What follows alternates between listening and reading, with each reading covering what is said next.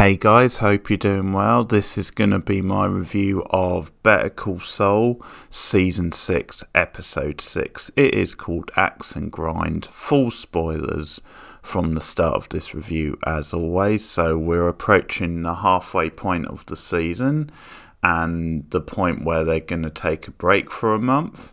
So yeah, get into this one, and it sort of feels like that really. This does feel like a slower, kind of more setup type episode, I would say, which last week felt a little bit like as well, but not as much as this. It does feel like this is now laying the groundworks for the next like massive sort of big plots of the season, obviously running into the end of the season. So a lot of character stuff and some setup stuff as well to talk about in this one. I think because of that, maybe it is the weakest of the season so far. I'm not sure, but still, for like a slightly below par episode, if you can call it that, it's still pretty damn good and very, very solid to watch. So, also directed by the actor who plays Gus, Generico Esposito. So it's his first time directing as far as I know, and he does a really solid job. So the opening flashback is really interesting because we get a flashback of Kim as a girl. Great casting, by the way. They cast that actress so well. But she has been caught like shoplifting from the store, and her mother comes in. She's all furious. She's giving her like the dressing down, and she does this whole thing about like how she's like offering to pay, and she's giving Kim the whole thing about you'll pay out of your allowance. And we later find out this is a whole tactic because the store guy in the end just lets her off. Like, he's so convinced by this performance, and he lets Kim's mother off, like just paying him back, and they come out of the store and you realise it's been a bit of a scam. Like, the mother has put Kim up to this, and they kept back in the car, and the mother's like, don't worry, you got away with it. And you just see young Kim's face very bemused. And so I think that obviously parallels quite well with the future and the present, where she is very in this sort of in-between place with morality and with what's doing the right thing. And she obviously continues to do the right thing, but then she's drifting towards the sort of like more shady side, the darker side, with the stuff she's been doing with Saul. So it's a nice flashback just to set that up, and also it's quite a big episode for Kim because of a decision which she makes at the end of it. But so just focusing on the Saul and Kim stuff, I'll talk about Kim a little bit because you see her in court at one point representing this client. And once again, it's a nice reminder of what a good lawyer she is, how she argues the facts of the case very well for her side, and the contrast with Saul, how she is playing it by the book and is a very smart but also fair lawyer. So not Howard, but Cliff like sits in on it and is very impressed, and he starts talking to her. And he questions her about the whole thing with Howard. You know, how did you leave it? Did you leave him on good terms? And Kim says, yeah, we left on good terms. He's someone I always look up to. And without him, I never would have had this opportunity. I never would have got married to Saul. All this. And you get the impression she's given him a line, but maybe there's some truth to it as well. Like, maybe she does respect Howard, but obviously Cliff is sort of fishing a bit because of what Howard said in the last episode. But at the end of the scene, he gives Kim this opportunity, and it's this foundation. So it's sort of following on from the other episode as well, where they started talking about this stuff, and for Kim it's a great opportunity. So she mentions it to Saul, and it's this episode that they're putting in place the whole sting on the ex-judge, which they obviously Kim got the intel about in the last episode. And there's some fun quirky stuff with Saul in this where he's going through the same people, like using different things, like the sort of amateur type setup. So for example, he's got his like sort of film crew, and they're getting someone dressed up to look like the judge for this scam. And there's a nice little bit where Kim comes in and Saul asks her to pick out like which fake moustache looks the best. So they set this thing in motion where Kim is obviously going to go to this event, and at the same time Saul is going to, run this scheme on this ex-judge. Saul is in like this wine store, and he comes across the real judge, the real ex-judge, and he walks out and he freaks out. And it's sort of rare to see Saul freak out, so it sort of shows you what this sort of all means to him. So yeah, and it's because the ex-judge has a cast on his hand.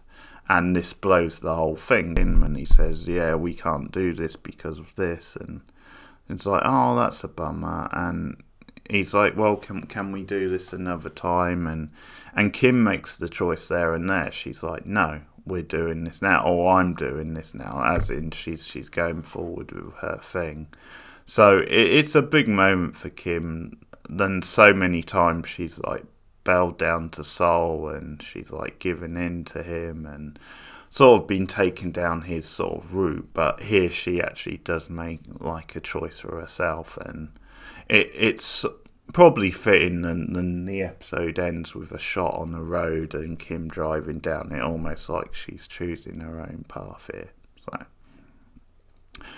that's pretty solid stuff. I'll talk a bit more about Howard in this episode and path. There's only really a little bit. You see him with his wife, and I'm not sure, it might be the first time we've met her, but it's a pretty good scene actually, because you get a sense of their relationship not being the best. And once again they do a good job with the music, where they've got like this sort of happy, hyper sort of like big band type record, and Howard's getting dressed and ready for work, and it sort of shows the extent he goes to, because he's like buffing his shoes at one point, but makes her a coffee, and he goes to the trouble of like doing it like properly, like a latte or cappuccino, whatever it's meant to be, and she just sort of brushes it off. Like she says thanks, but it's in a very casual sort of way,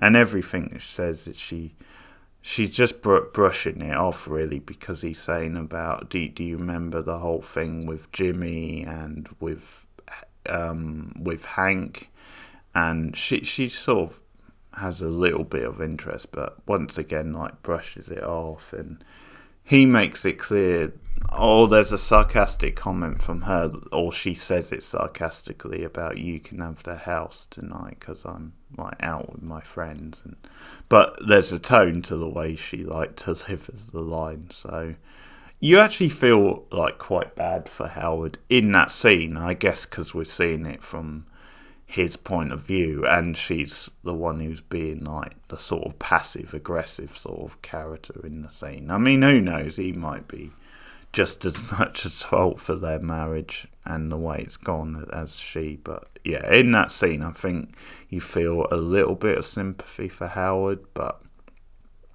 what's also probably notable is he's getting dressed up all fancy and getting ready, but actually, of course, he's taken the week off, and he actually goes to see his private detective, and like he's been following Saul all round, and nothing really has come up suspicious. The only thing that does is he's made a withdrawal of all this money, and it's like an excessive amount. So that's a thing where Howard's like, I can't really think what he's taken out for. So that's something that is a bit fishy, which they can now look into a bit more. So this plot definitely a slow burner. You don't get that much of it.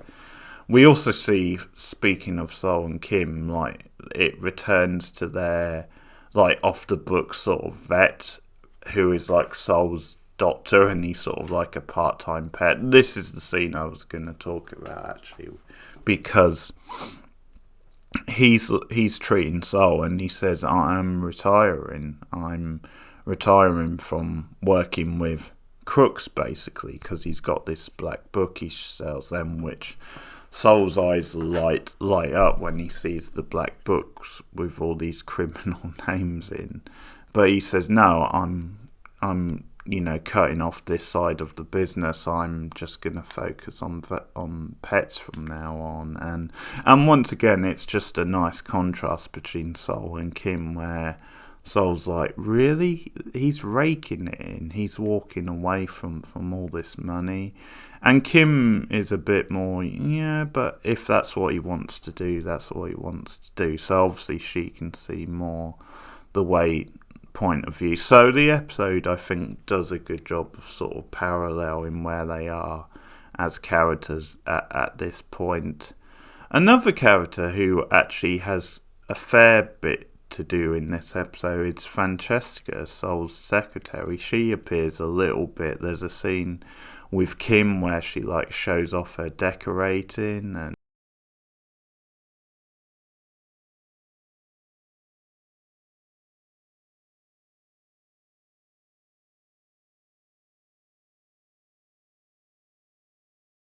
get more suspicious about Jimmy, about his practices, and so Saul is very much presenting it to her that this is legal, this is above board, and he's pretending that then he's still like a partner with, Hammond's firm.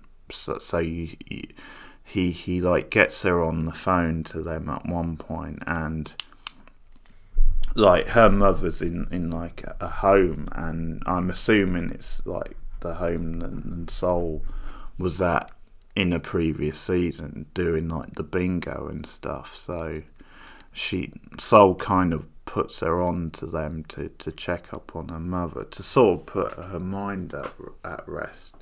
Or she gets the number of like the secretary at Hamlin's firm.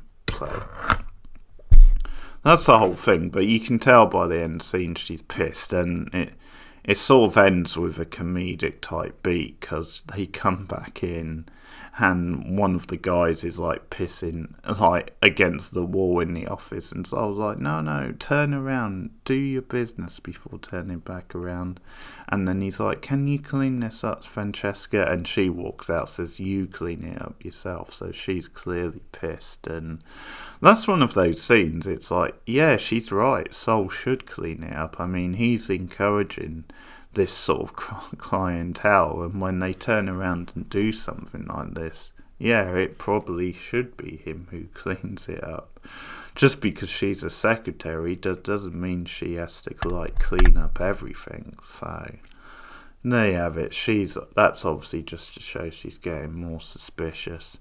And there's a little bit more with Lero, where he's still in Germany and he's still looking for information about Gus. So he approaches this guy who he sort of found out about through the woman we saw last week, approaches him in the wood. I think as far as like stylish and being quite intense, this is the standout scene of the episode, because he approaches him and starts talking to him, and the guy quickly realises that like he's dangerous, he's a bit of an imposter, and they sort of have this chase where he starts running, and Lalo has a gun. Obviously he doesn't want to kill him because he needs information from him, but they sort of go into this barn, and he actually like blindsides Laro and hits him with like, I think it's like the wooden handle of an axe or something, or some sort of 2x4 or something like that, and he grounds him, and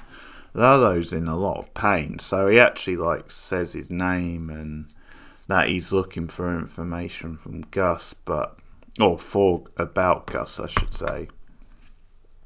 But he sort of suckers the guy in, and then he attacks him, like gets him in the guts with like some sharp sort of weapon, and he's really bleeding badly. And then you see the old Lara returning. He's sort of back to his cool, cold, casual self, and he says, "We need to talk." And my favourite scene of the episode might just be a little scene with Mike where he's on like a watch on like a sort of a stakeout.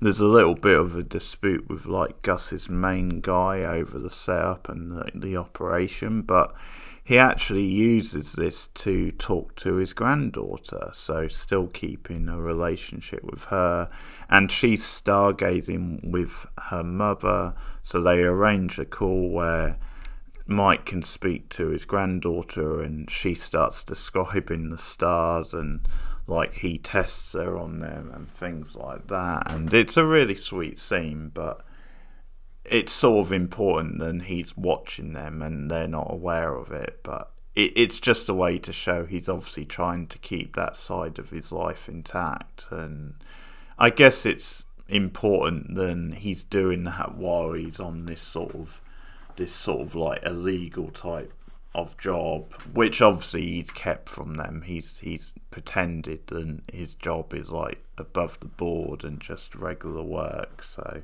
because he's told his daughter that he has to be away for a long time because of the work, and she asks at one point, "Is it working out for you? Is it worth what they're paying you, and the job, is it worth all this time away?" And he like hesitantly sort of says yes, which you think is like a sincere thing where he's like unsure in himself. And I think Mike, because of from Breaking Bad that he never really escapes this life, then it makes him sort of another like tragic figure, and it means that there is like a bit of sweetness to this scene where it's quite a nice scene and obviously quite charming, but it's quite sad as well because he's stuck doing this sort of seedy type work, and he's like the only time at the moment he gets to like spend with the daughter,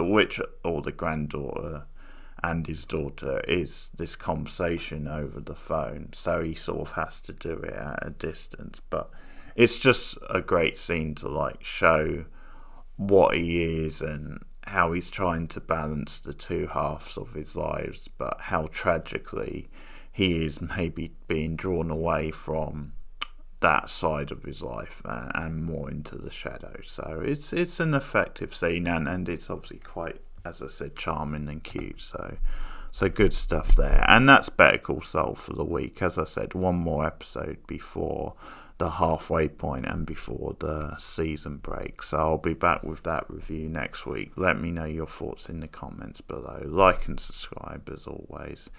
And keep watching TV. I'll be back soon. Goodbye.